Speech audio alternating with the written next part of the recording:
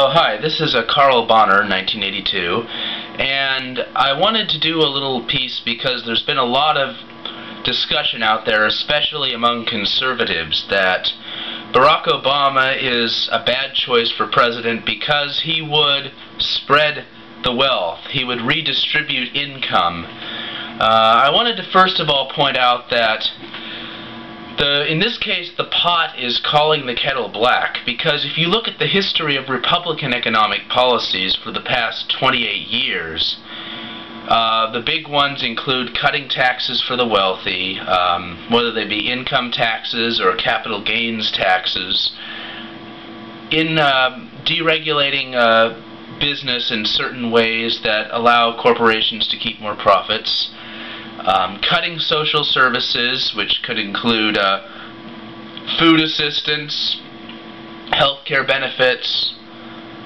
tuition subsidies, and also, critically, weakening labor unions in the private sector by not adequately enforcing laws against illegal firings and various anti-union tactics used by corporate employers.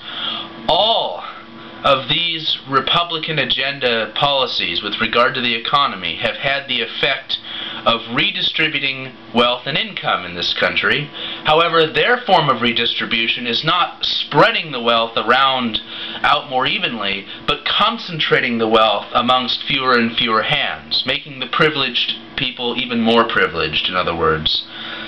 Now, what Obama is advocating with the tax policy is simply to let the Bush tax cuts expire. That would cause the top bracket for people making above $300,000 a year to go from 35% back up to 40% like it was in the 1990s.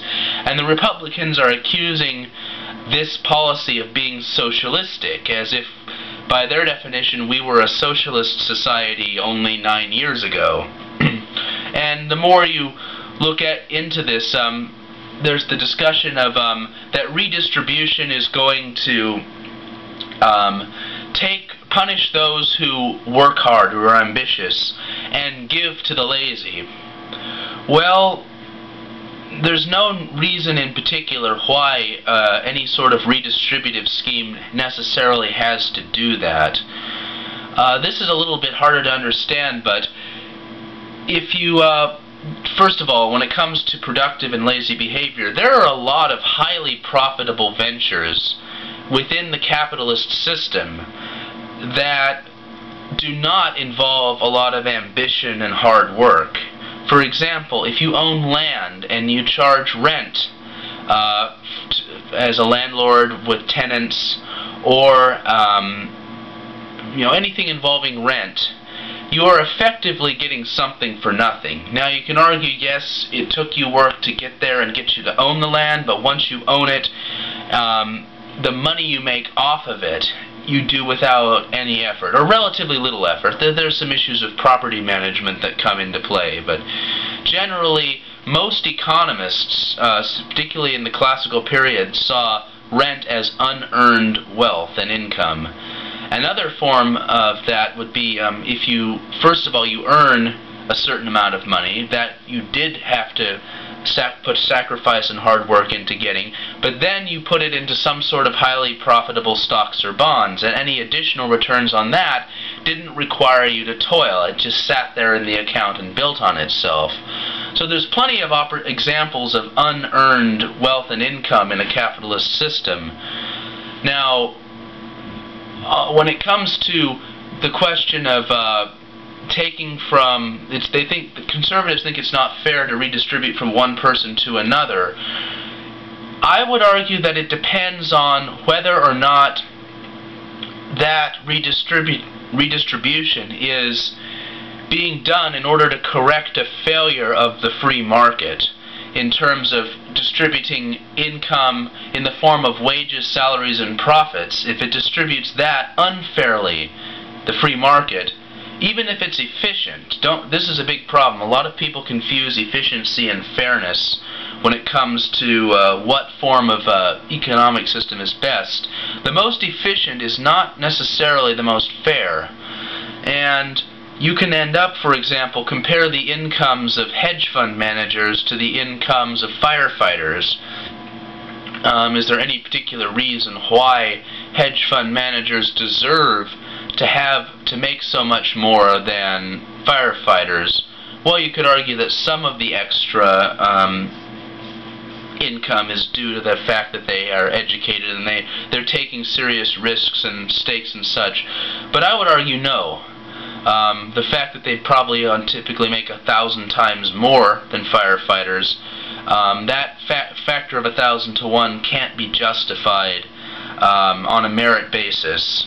So there is a case, as far as I'm concerned, for redistributing, taking from those who are paid more than they deserve and giving to those who are paid less than they deserve. We're talking about redistributing from some people who work for a living to other people who work for a living in order to even out some of the distributive injustices of the laissez-faire free labor market, which most economists prefer redistribution to regulation. You can go into these labor markets and regulate wages and regulate working conditions and actually start putting controls on how much people are paid to try and achieve fairness that way. It's a little more politically palatable for some reason, but from an economist's standpoint, it's less effective, at least not without side effects. So you're in a dilemma where what would work better for society is to let the free market do what it does, and then at the end of the day, take the people who get too much and take some away and give it to the underpaid, who are not being paid what they're worth. But for some reason that gets called redistributive socialism, and people confuse this concept of redressing balances in pay, and they assume that you're taking from the ambitious and giving to the lazy, which is not true at all. Now, regards to another thing with what Barack Obama said was what they're accusing Barack Obama for wanting to redistribute. When he mentioned about this is that 2001 clip where he mentioned that the Supreme Court never got into issues of redistributing wealth. What they didn't tell you, or at least what the conservatives won't tell you, is that the Supreme Court was saying that school equality, equality of opportunity with regard to how dollars are spent in the education system, that achieving that equality of opportunity would require redistributing school funding from richer districts to poorer districts, and the Supreme Court saw that as a form of redistribution of wealth, which they weren't going to get into. So what Barack Obama really was wanting to do was redistribute opportunity. And if we live in a country where equality of opportunity at least is seen as a virtue, then there shouldn't be anything wrong with that. So here again is another example of conservative pundits deliberately misrepresenting the facts in order to make the policies of their opponents look bad and look morally hilter-kilter, when in fact the whole purpose of these policies that they're opposing is to help most Americans get a fair shot, those who want to work hard for it, get a fair shot at getting ahead. That's about it. Thanks.